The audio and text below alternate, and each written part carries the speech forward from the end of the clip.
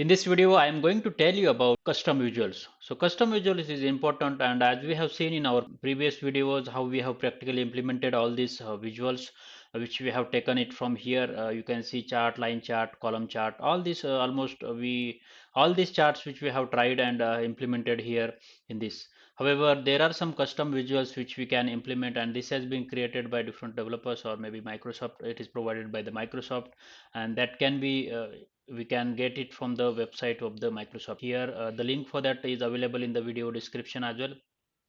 Basically, you can see all these visuals, and then there is an option which is having get more visuals, where you can click on this. When we click on this get more visuals, then it asks email ID, and here we can give it the email ID, that is a business email ID we need, and that we will see it later how to do that in our next section. But this is the way we can do it, and we can get, when we enter the email ID, then we will get the list of the visuals available.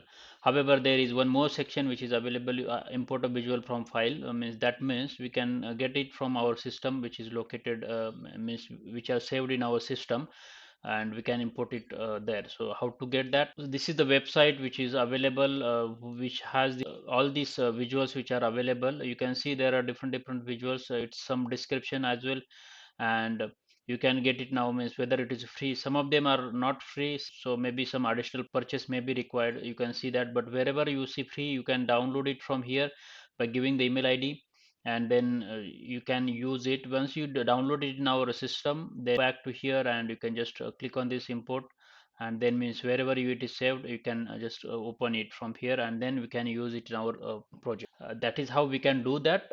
However, for this I'm not going to tell you about this, because that needs some specific data as well to check it. But in other video I will trying to cover this in a separate, with the separate example as well, so that it will be helpful for you to understand how to use custom visuals. But these custom visuals are very powerful, and that can be used very effectively when we are doing some real-time projects. That's what I just wanted to give you some overview on these custom visuals in this video. I hope you have understood this. If you have any questions or comments, do let me know in comment section. If you like my video, then please like it and share it with others as well. Thank you for watching.